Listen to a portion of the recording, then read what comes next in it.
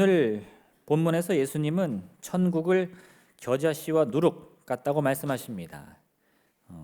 그렇다면 겨자씨는 무엇이고 또 누룩은 무엇인가? 오늘 이 말씀을 통해서 예수님이 우리에게 전하고자 하시는 그 천국의 모습이 무엇인지 깨닫고요, 2024년 이 새해 이 귀한 천국의 마음을 품는 여러분 되시길 부탁드립니다. 그래서 이것을 위해서는 먼저 우리가 오늘 예수님이 우리에게 알려주고자 하신 바가 뭔지를 바로 알아야 돼요. 그래서 그것을 내 마음에 심고 그걸 가지고 돌아가는 거죠. 할렐루야. 네. 그러니까 이 예배 자리에서는 그냥 걱정 근심은 다 쏟아내고, 할렐루야. 네. 그리고 복음은 가지고 들어가야지. 복음까지 쏟아내시면 안 돼요. 그죠? 그러면 먼저 이 겨자씨의 특징이 뭔가 살펴봐야 됩니다. 예수님이 오늘 천국을 말씀하시면서요, 천국은 마치 겨자씨와 같다 이렇게 말씀하신 데는 무슨 이유가 있을까요? 오늘 본문을 잘 살펴보면 예수님이 겨자씨를 말씀하신 이유가 있는데 뭐냐? 그 씨는 작은 것이다 이렇게 말씀하시는 거예요. 그러니까 예수님이 굳이 천국을 겨자씨에 비유하신 이유는 작기 때문인 거죠. 아니 그럼 예수님 천국은 작은 것입니까? 아니요. 겨자씨의 특징은 거기서 끝나는 게 아니라 그것은 작은 것이로되 어떻게 된다고요? 자라난다, 커진다, 풍성해진다. 이게 천국의 특징이라는 거예요. 그래서 겨자씨의 특징을 아는 사람은요, 그 손에다가 겨자씨를 이렇게 쥐어주면 이 겨자씨입니다 하면 딱 보고 어떻게 해요? 에게게 이게 아니라 이걸 빨리 땅에 심어가지고 크게 키워야겠다 이런 꿈을 꾸는 거죠. 근데 겨자씨의 특징을 모르는 사람은 어떻게 해요? 여기 겨자씨입니다 그럼 어떻게 해? 이게 뭐야 이렇게 해서 그걸 갖다 버린다는 거예요. 복음인지도 모르고 다 쏟아낸다는 거죠. 그러니까 지금 예수님은 그 천국의 원리를 깨달을 때에 비로소 그 겨자씨만한 천국의 그 모습을 보고서도 낙심하지 않고 실망하지 않고 마음에 품는다, 이걸 알려주고 싶은 거예요. 오늘이 공교롭게도 우리 셋째 아이 생일인데 그 아침에 이제 일어나가지고 미역국을 열심히 이게 와이프가 끓여줘가지고 이제 먹이고 출근을 했어요. 그럼 이제 어제부터 우리 아이가 뭐라 그럴까? 선물이 뭐야? 네.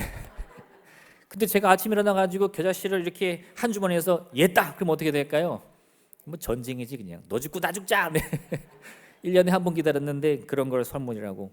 근데요, 이 생명의 원리를 알고 있는 농부는 어떨까요?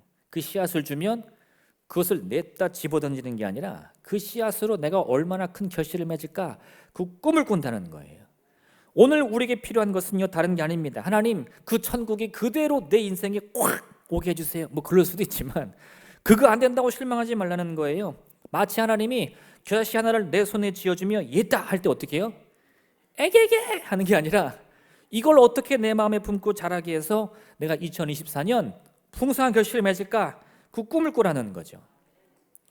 이스라엘 아합 왕이 우상 숭배를 함으로 온 이스라엘이 죄악에 빠져버렸습니다. 그 사실을 막기 위해서 하나님이 선지자 엘리야를 택해서 그를 보내셨어요. 이 엘리야가 하나님의 말씀을 받고 담대하게 외칩니다. 지금 이 이스라엘에 가득한 바알과 아스라엘 선지자 다 모여라, 나랑 싸워보자. 그랬더니 그 선지자들이 함께 모이니까 한 850명쯤 되는 거예요. 근데 지금 여호와 하나님을 외치는 사람은 몇 명이에요? 한 명. 그럼 뭐라고 볼까? 에게게 이게 되는 거예요. 그래서 야 네가 우리랑 싸워보자고? 이거는 뭐 한 주먹거리도 안 되겠는데? 그리고 당당하게 갈매서 꼭대기에 올라가 가지고요, 자기도 할 수 있다는 겁니다. 그렇게요, 막 춤을 추고 노래를 부르고 칼을 써가지고 몸에 피를 내는데 응답이 돼요, 안 돼요? 이 바알은 죽은 신이거든요. 아무 일이 안 일어납니다. 엘리야가 하나님께 기도 한마디 딱 외치니까 어떻게 해요? 하늘에서 불이 떨어져 가지고 이 재물을 다 불살라 버리는 거죠. 결국 850대 1. 네, 싸운 애 누가 이겼어요? 그 한 명이 이겼어요. 이 끝이 아닙니다. 엘리야가 사실 이 바알 선지자와 싸운 이유는 다른 게 아니에요. 그때 이 이스라엘이 죄를 범함으로 온 나라에 가뭄이 임했거든요. 그걸 끝을 내야 되는 거예요. 가뭄을 끝을 내야 되는 거예요. 할렐루야. 할렐루야. 오늘 비가 와요, 안 와요? 지금 오고 있죠. 제가 여기서 아우 권사님 비 좀 멈추게 해주세요. 그러면 어떻게? 저만 믿으세요. 이럴 분 아무도 없어, 그죠? 지금 3년 반이나 가뭄이 들었는데 엘리야가 그걸 멈춰야 되는데 어떻게 합니까? 기도하는 거예요. 하나님께 기도하는데 사원한테 가서 야, 너 뭐가 좀 보이는지 가서 보고 와라. 근데 사원이 뭐라 그래요? 아우 스승님 아무것도 안 보입니다. 하나도 변화가 없어요. 계속 기도하는 거예요. 그 머리를 무릎 사이에 두고 뭐가 보일 때까지 기도하는데 사원이 이렇게 얘기합니다. 아 스승님, 저 바다에서 손바닥만한 작은 구름 하나 있는데요. 그럼 어떻게 해요? 에이 오늘 망했네. 그러면 안 된다는 거예요. 그걸 보자마자 엘리야는요 자리를 툭툭 털고 일어나서 사원에게 말합니다. 빨리 왕에게 가서 아주 큰 비가 내릴 테니까 대비하라고 하라. 할렐루야. 지금 내 손에는 뭐가 있어요? 겨자씨만한 응답밖에 없어요. 그걸 보면서 엘리야는 어떻게 해요? 이제 됐다는 겁니다. 이제 온 나라를 집어삼킨 그 가뭄이 끝난다는 거예요. 내 인생을 집어삼키는 문제와 괴로움이 어떻게 돼요? 끝난다는 거예요. 뭐 때문에? 손바닥만한 구름 때문에. 그걸 어떻게 볼 수 있냐는 거예요. 생명의 역사를 아는 사람만이 그 작은 씨앗의 응답을 보고도 내 삶은 풍성해질 거야, 문제는 해결될 거야, 이 고백을 할 수 있는 거지. 그 생명의 이 원리를 모르는 사람은 아니 하나님 너무하신 건 아닙니까? 제가 몇 시간을 기도했는데 몇 년을 기도했는데 이게 뭐예요? 라고 집어치운다는 거예요. 오늘 예수님이 말씀하시는 건 다른 게 아닙니다. 겨자씨는 작지만 작은 것으로 끝나는 인생이 아니다. 할렐루야. 지금 내가 나를 보면요 겨자씨처럼 너무 초라해 보여요. 그럼 뭐라고 생각하죠? 아니 하나님 왜 나를 이런 데 보내셨어요? 왜 이런 가난한 집에 보내셨어요? 왜 이런 나쁜 환경에 보내셨어요? 별 얘기를 다 하는데 그거는 생명의 원리를 모르는 사람들이 이야기를 하는 거예요. 그 원리를 아는 사람들은 이 작은 응답을 가지고도 내 인생이 완전히 변한다는 것을 알 수 있다는 겁니다. 우리에게 뭐가 필요하다고요? 겨자씨 하나님은 충분하다는 거예요. 하나님의 응답이라는 것은요 그 응답의 크기로 결정되는 것이 아니에요. 그 응답의 원리를 내가 알고 있느냐 모르느냐가 더 중요합니다. 하나님의 응답이라면 그 자체로도 내 인생을 변화시킬 만큼 충분하다는 것을 바라봐야 돼요. 그러할 때 이 씨앗을 심고 그 씨앗이 자라나기까지 참고 인내하며 견디면서도 그 생명의 역사에 감탄하지, 안 그러면 이제나 저제나 물을 주고 걸음을 줘도 이거 언제 자라나, 이거 언제 되는 거야, 이러다 내가 먼저 죽겠네. 할렐루야. 그리고 원망불평하다가 끝난다는 거죠. 하나님이 아브라함을 부르셨는데 아브라함에게 원대한 약속의 말씀을 주십니다. 내가 너로 큰 민족을 이루리라. 내가 너를 온 땅에 복으로 세우리라. 근데 그때 아브라함이요 생명의 원리를 모르면 어때요? 언제 돼요? 저 아들 하나밖에 없이요? 네. 그거 못 기다린다는 거예요. 그런데 그 아브라함이 바라본 것은 내가 하나님의 은혜를 얼만큼 누리냐 그걸 보는 게 아니라 내 민족의 미래를 본 거예요. 그랬더니 지금은 내가 이 작은 겨자씨와 같은 응답을, 그 약속을 땅에 심지만 내 민족은 풍성하리라, 충만하리라, 생명 역사가 넘치리라. 그걸 믿고 이 아들과 아들들에게 계속 가르치는 거죠. 우리가 믿는 신은 여호와 하나님이다. 한 분밖에 없다. 여러분, 천국의 비밀이 바로 이것입니다. 하늘의 겨자씨라는 것은요 그저 우리 눈으로 보기에는 아무것도 아닌 것처럼 보이지만 그 씨앗에 심겨있는 이 가능성이라는 것은 무궁무진하다는 거예요. 우리가 그 씨앗을 심고 어떻게 가꾸느냐에 따라서 내 인생이 어떻게 달라질지 그건 누구도 모른다는 겁니다. 제가 만약 여기 있는 분들 다 겨자씨를 다 나눠주고 1년 동안 잘 키워보세요 하면 다 똑같은 열매를 가지고 올까요? 아마 어떤 분들은 아우 너무 바빠서 말라 죽었네요 하신 분도 있을 거예요. 근데 어떤 분들은 제가 힘들고 괴로워도 아침마다 물 줬더니 이렇게만 열매가 맺히네요 하는 분도 있을 거예요. 하나님의 명답은 동일하기만 한데 왜 결과는 다릅니까? 그 원리를 얼마나 내 마음에 담고 있느냐, 그게 중요한 거예요. 우리 흔히들 세상 사람들은 뭐라 그러죠? 신년새에 되면 작심삼일이다, 그죠? 꿈은 꾸는데 꿈을 간직하지를 못해요. 그 미래를 기다리질 못한다는 거예요. 오늘 이 시간 우리는요 하나님의 이 겨자씨와 같은 응답을 내 마음에 품고 작심삼일 하면 될까 안 될까? 안 되죠. 네, 이 한 해를 품고 살아갈 힘으로, 그걸 기준으로 삼길 예수님으로 부탁드립니다. 꿈이 있으시다면요 하나님 올해는 그것이 반드시 응답되게 하여 주옵소서. 이 한 해를 넘기지 않게 도와주옵소서. 네, 제가 오랜날 기도했지만 바로 오늘입니다. 바로 이 해입니다. 할렐루야. 이 정도 믿음이 있으셔야죠. 하늘의 겨자씨는요 그저 가능성일 뿐이지만 그 가능성을 포기하지 않는 자에게는 이 씨앗이 가져다주는 풍성한 열매를 맛볼 수 있다는 거예요. 하나님의 천국이라는 것은요 지금 당장은 우리가 볼 수 없습니다. 들을 수 없습니다. 만질 수 없습니다. 그래서 참으로 의미 없어 보이고 아무것도 아닌 것처럼 보이지만 지금 이 순간에도 하나님의 천국 능히 누릴 수 있다는 거예요. 어떻게? 그 생명의 원리를 내 마음에 품고 이 작은 믿음의 씨앗을 내 인생 가운데, 내 마음 가운데, 내 생각 가운데 심어서 견뎌야지, 지켜야지, 인내해야지, 응답받아야지. 이와 같은 꿈을 꾸며 끊임없이 기도하는 분들에게는요 올해 2024년이 응답의 해, 풍성한 결실의 해가 될 줄로 믿습니다.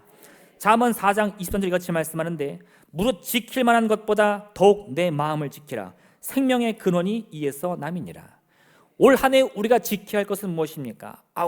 내 재산 지켜야 되는데, 가족 지켜야 되는데, 물론 중요해요. 근데 그와 같이 내 환경을 지키는 힘이 어디서 나오느냐? 무엇보다 여러분의 마음을 지키라는 거죠. 생각을 지키라는 겁니다.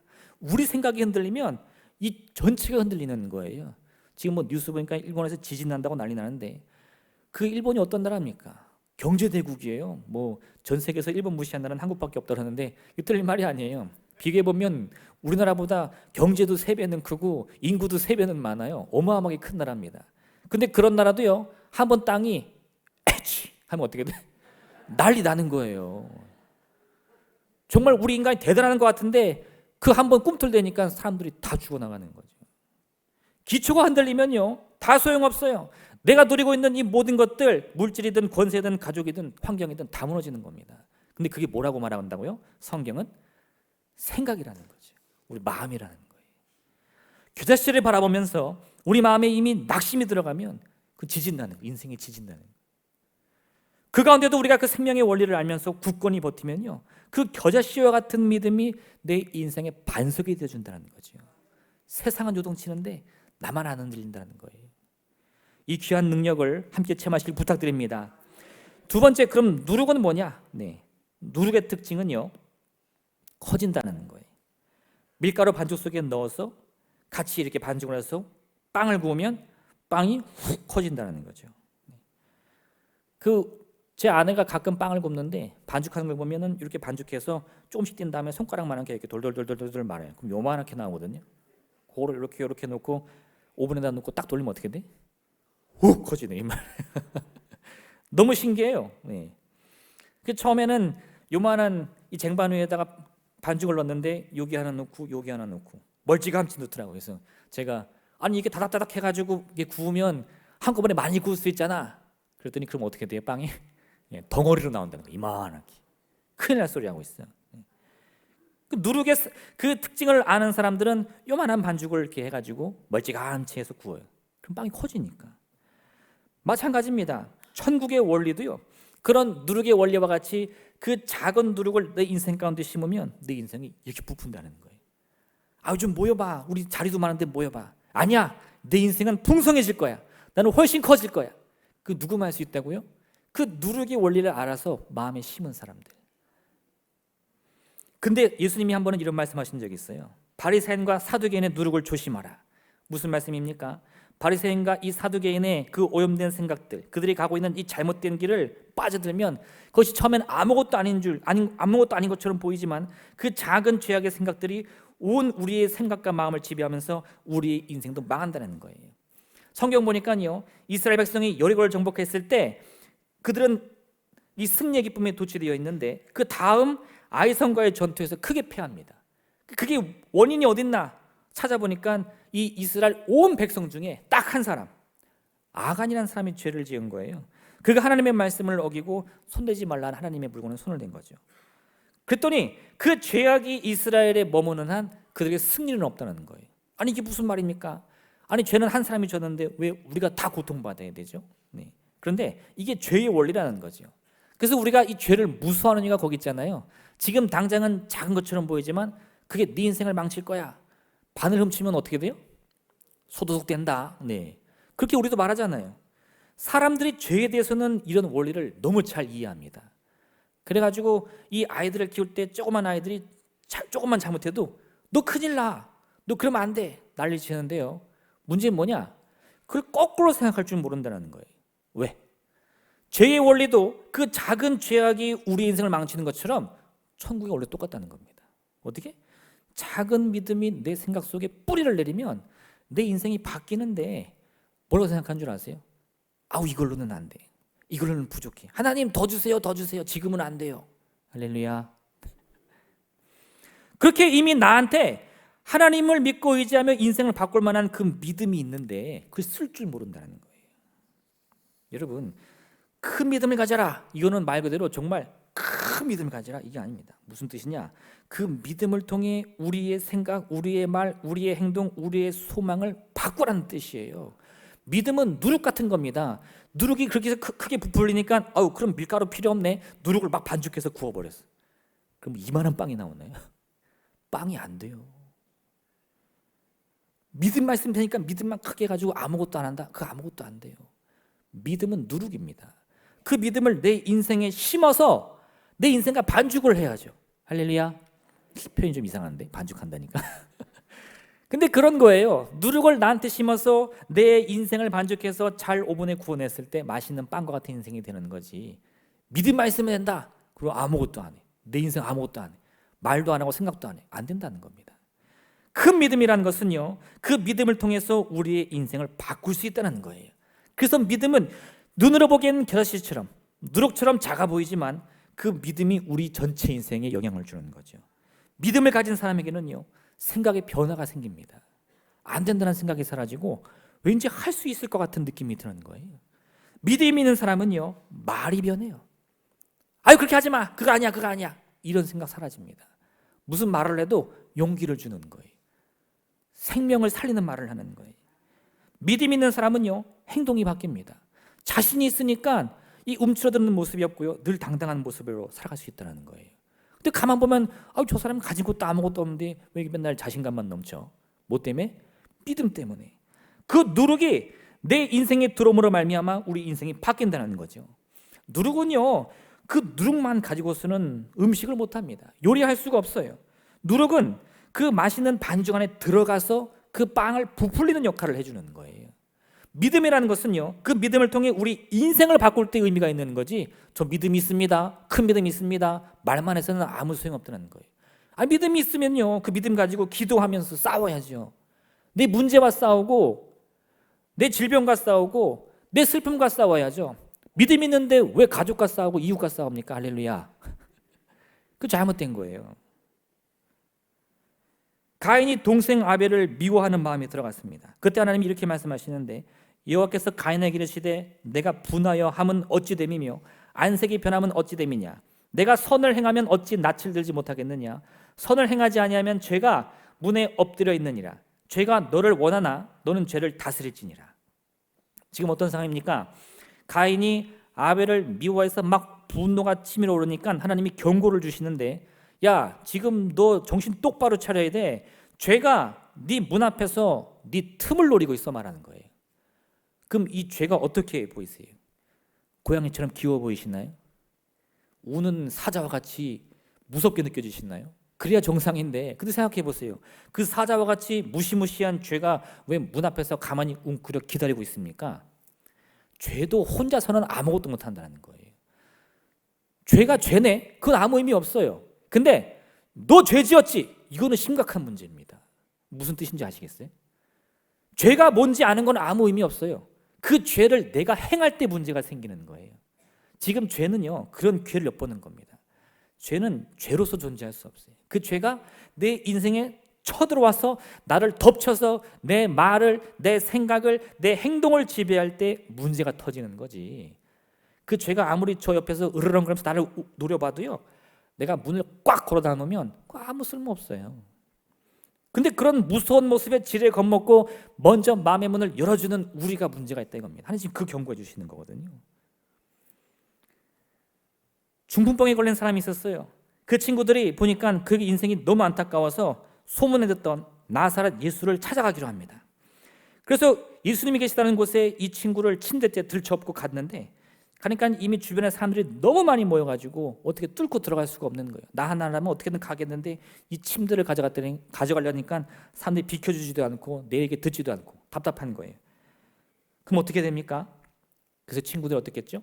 예수님 머무는 그 집 지붕 위로 올라가서 지붕을 다 뜯어내고 이 친구를 침대째 내렸다는 거예요. 근데 그때 예수님이 뭐라고 그러셨어요? 너희의 믿음이 그를 구원했느니라. 믿음은 지붕 뜯는 거구나. 할렐루야.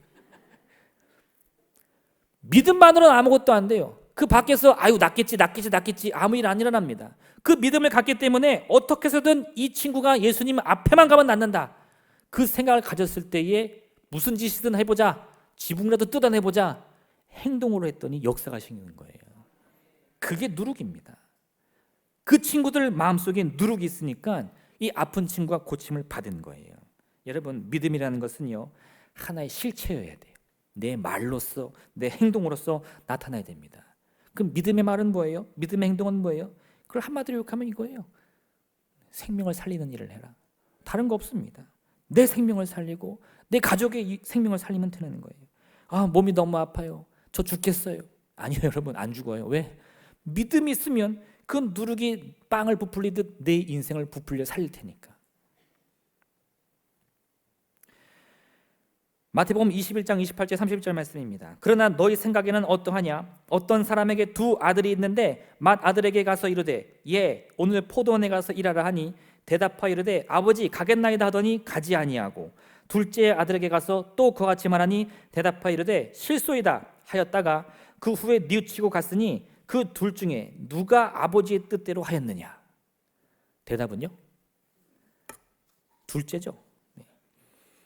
우리 안에 믿음이 있을 때요, 때로는 우리의 생각과 우리의 마음이 낙심될 수도 있습니다. 안 될 거라는 마음으로 인해서 포기하고 싶은 생각이 들 때도 있어요. 근데 그때 포기하고 싶은 생각이 있다 할지라도 믿음을 의지해서 행하면 된다 이거예요.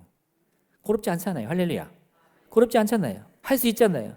아우 너 포도원 좀 매라. 아우 너무 하기 싫은데 가서 하면 된다는 거예요.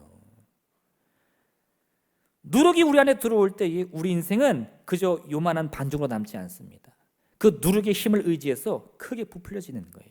지금은 내 인생이 작고 초라해 보일지라도 믿음의 누룩을 내 마음가운데 심을 때 2024년 그 누구보다 풍성한 삶을 살게 될 줄로 믿습니다. 그런 꿈을 가지시길 부탁드립니다. 마지막 세 번째, 여러분, 그러면 우리가 이 겨자씨와 누룩을 통해서 뭘 바라봐야 되느냐? 하나님 나라, 천국을 바라봐야 됩니다. 이 천국을요, 우리가 이렇게 생각할 수 있는데 천국은 뭡니까? 네, 죽어야 알지요. 그것도 맞는데 제가 말하고 싶은 천국은 그게 아니에요. 네. 고린도후서 5장 1절과 2절 말씀에 이렇게 말씀하는데 만일 땅에 있는 우리의 장막집이 무너지면 하나님께서 지으신 집, 곧 손으로 지은 것이 아니요 하늘에 있는 영원한 집이 우리에게 있는 줄 아느니라. 참으로 우리가 여기 있어 탄식하며 하늘로부터 오는 우리 처소로 덧입기를 간절히 사모하노라. 우리가 이곳에서 육신의 잘망이 무너지면 하나님의 나라 천국에 이른다. 맞습니다. 그게 하나님이 말씀하신 천국이죠. 그러면 그 천국이라는 것은 영원히 이 땅에서는 육신을 잃고 경험할 수 없는 그런 곳이냐는 거예요. 아니라는 거죠. 지금 이 순간에도 우리가 천국을 바라보며 사모하며 마음으로 품으면 언제든 그 천국의 은혜를 경험할 수 있다 이겁니다. 하나님 나라 천국이라는 것은요, 하나님이 통치하는 나라를 의미하는 거예요. 말 그대로 아유 우리 분당으로 이사가요 하는 그런 게 아니고 하나님께서 나와 함께 하시면 내가 있는 그 모든 것이 천국으로 경험될 수 있다는 거예요. 보통 사람들은 이 하나의 국가, 천국 그러면 하늘나라잖아요. 그 나라의 개념을 설명할 때는 세 가지 요소를 말합니다. 주권이 있어야 된다, 국민이 있어야 된다, 영토가 있어야 된다. 그러니까 이 세 개가 필요하다는 거예요. 어떤 무언가를 나라라고 말하려면 그 나라에 대한 주권이 있어야 되고 그 나라에서 살고 있는 국민이 있어야 되고 그 국민이 살 수 있는 땅이 있어야 된다는 거죠. 그 중에 하나라도 없으면 나라가 아닙니다. 나라가 아니에요. 우리나라가 조선 말기에 어떤 일이 벌어졌죠? 일본이 우리나라 주권을 뺏어가 버렸어요. 그럼 그 나라는 한국, 대한민국이라는 나라로 불릴 수 있나요? 아니요. 전 세계 역사에서 그 기간만큼 이 36년 동안 이 대한민국 조선은 사라졌어요. 없어요. 존재하지 않아요. 나는 살아있는데 여긴 땅이 있는데 뭐가 없죠? 주권이 없어요. 주권이. 아무리 주권이 있다 할지라도 국민이 없다면 그 나라가 됩니까? 그것도 안 되는 거죠. 무인도에다가 땅 사가지고 여기 주권 내 거예요. 그럼 그게 나라 됩니까? 안 돼요. 국민이 있어야 돼요. 주권이 있고 나라 국민이 있는데 땅이 없어. 이스라엘 백성들이 광야에 면서 우리가 바로 이스라엘이다. 그럼 누가 믿어줘요? 땅이 있어야지. 근데 여러분 천국도 이런 개념을 생각하면요, 주권은 누구에게 있느냐? 천국의 주권은 누구에게 있습니까? 하나님께 있죠. 하나님이 나와 함께 하신다면요, 우리는 천국 백성이 되는 거예요. 하나님의 통치를 받으면서. 그럼 주권과 국민은 해결됐는데 영토가 뭐냐? 영토가 여러분의 삶의 자리예요. 이 자리에 여러분이 계시면요, 여기가 천국입니다. 이 믿음을 가지고 여러분이 가정에 돌아가시면 여러분의 가정이 천국이 돼야죠. 지옥이 되면 안 되잖아. 그거 안 되잖아. 천국으로 만들어야지. 가정이 지옥이라고 말하는 사람은요, 잘 생각해 보세요. 그 가정의 주권을 누가 가지고 있는지. 지금 그 가정을 누가 이루고 있습니까? 하나님 이루고 있는데요. 이게 다 거짓말이에요. 아니 하나님 이루고 있는데 남편이 미워 보이고 아내가 미워 보이고 자식이 미워 보여요? 그런 일은 없어요. 하나님의 통치를 받는 백성은요, 사랑을 못해서 한다리지 언제 엄마가 미워합니까? 그럴 시간 없어요. 그러니까 우리가 이 겨자씨나 누룩 같은 믿음을 품고 마음의 소망을 품으면 내가 가는 모든 것이 천국으로 바뀌어야 된다는 겁니다. 그게 올해 우리가 해야 할 하나님의 명령인 것을 꼭 기억하시길 바랍니다. 가정을 천국으로 만드세요. 여러분의 직장을 천국으로 만드세요. 가는 모든 곳마다 사람들에게 그럼 어떻게 해야 돼요? 사랑을 베풀어야 되지 않겠습니까? 복음을 전하지 않겠어요? 아, 우리 아들 다음 주에 결혼해. 아유, 꼴에 결혼은 하네. 그건 지옥 만들겠다는 거예요. 천국을 만들려면 어떻게든 축복해주고 사랑해주고 보듬어줘야죠. 사람들 눈에 야, 쟤는 그러면 안 돼. 쟤는 얼마나 욕심이 많은데 아무리 그런 얘기 들어도요, 나는 괜찮아. 하나님이 날 채워주시지 사람과 사람으로 나는 관계하지 않아. 그거를 알면서 복음으로 대해야죠. 그렇게 할 때 우리의 인생이 바뀐다는 겁니다. 어떻게? 내가 거하는 곳이 지옥은 사라지고 다 천국으로 바뀐다는 거죠. 이게 믿음의 능력이에요. 이사야 11장 6절에서 9절 말씀인데, 그때에 이리가 어린 양과 함께 살며 표범이 어린 염소와 함께 누우며 송아지와 어린 사자와 살찐 짐승이 함께 있어 어린 아이에게 끌리며 암소와 곰이 함께 먹으며 그것들의 새끼가 함께 엎드리며 사자가 소처럼 풀을 먹을 것이며 젖먹는 아이가 독사의 구멍에서 장난하며 젖된 어린아이가 독사의 굴에 손을 넣을 것이라. 내 거룩한 산 모든 곳에서 해됨도 없고 상함도 없을 것이니 이는 물이 바다를 덮음 같이 여호와를 아는 지식이 세상에 충만할 것임이니라. 많이 들어보셨죠? 하나님을 아는 지식이 세상에 충만해지면 사자와 어린 양이 함께 뛰놀고 어린아이가 독사굴에 손을 넣고 장난친다는 거예요. 이 말씀 잘 묵상하셔야 돼요. 무슨 말이냐? 우리가 살다 보면요, 내 마음에 너무 안 드는 사람들이 있어. 그럼 어떤 생각하냐? 아우, 쟤만 없으면 될 것 같은데. 하나님의 나라는요, 암소와 곰과 새끼 사자가 함께 있는데 아우, 저 새끼 사자만 없으면 좋지 않겠니? 그래서 이루어지는 나라가 아니라는 거예요. 아우, 저 독사 새끼. 그래서 이루어지는 나라가 아니라는 거예요. 독사가 있긴 있는데 서로 안 물어요. 서로 안 미워해요. 서로를 인정해 주는 거예요. 심지어는 그 사자가 어린 염소랑 같이 어울리려고 풀도 뜯어 먹는다는 거예요. 할렐루야. 그 자존심 다 내려놓는 거 아닙니까? 나 사자야 할 수 있는데, 야, 나 풀도 먹을 줄 아는데 같이 놀아줄래? 그랬더니 뭐가 돼요? 천국이 되더라 이겁니다. 너는 왜 그래? 이건 지옥이에요. 내가 뭘 바꿔야 될까? 이게 천국이에요. 그럼 나는 무슨 힘으로 바꿉니까? 나에게는 겨자씨와 같은 믿음이 있죠. 나에게는 누룩과 같은 믿음이 있죠. 애에게 그걸로 뭘 할 수 있을까? 아니요. 그것은 생명의 역사가 있어서 그것을 우리 마음과 생각에 품기만 하면 크게 부풀어 내 인생을 완전히 바꾼다는 겁니다.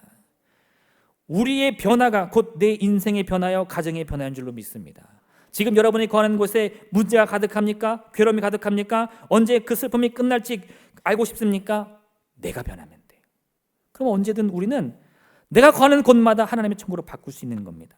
여전히 어린 염소도 있고 송아지도 있고 사자도 있고 뱀도 있어요. 그런데 이제는 더 이상 싸우지 않습니다. 서로를 인정하며 서로의 특징을 서로 칭찬해 주는 거예요. 그랬더니 놀랍게 뭐가 된다고요?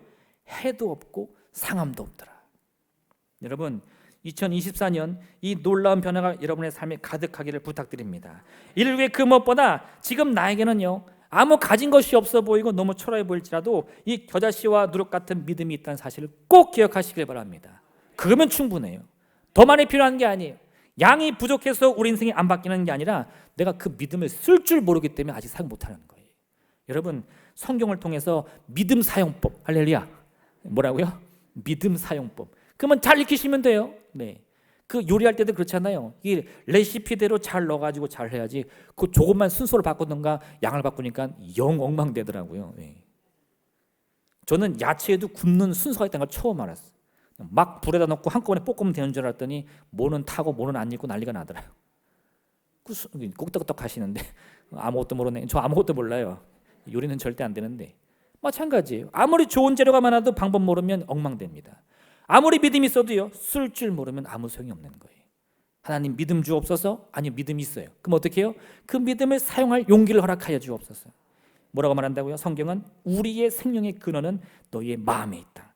오늘 이 시간 우리 마음을 잡으면 됩니다. 생각을 붙들면 됩니다. 하나님, 우리 마음과 생각 속에 이미 믿음이 있는 줄로 믿습니다. 그 작은 믿음이 지금은 초라해 보일지라도 주님의 귀한 땅에 심고 그것이 결실을 맺을 때까지 인내하게 하여 주옵소서. 우리 입술의 기도가 끊이지 않게 도와주시옵소서. 언제나 주의 말씀을 의지하여 묵상하여 그 말씀을 따르게 하여 주옵소서. 이 귀한 믿음 가지시고 2024년 하나님 주님의 천국을 경험하게 하여 주옵소서. 우리의 슬픔이 그치고 문제가 해결받게 도와주옵시며 우리의 모든 기도가 응답받는 놀라운 기적을 체험하게 하여 주옵소서. 함께 기도하며 응답받는 복된 시간 되시기를 주님의 이름으로 부탁드립니다. 이 시간 함께 기도하겠습니다. 이 말씀 기억하시면서 하나님, 올 한 해는 반드시 응답받게 도와주옵소서. 올 한 해는 반드시 변화받게 도와주옵소서. 이 모든 역사의 근원이 우리 안에는 생각이요 믿음인 것을 알게 도와주옵시며 조급해하지 말고 낙심하지 말고 두려워하지 말고 담대한 믿음의 용기 가지고 함께 기도하여 응답받게 하여 주옵소서. 우리 주님의 이름 세물을 간절히 기도하겠습니다. 주여.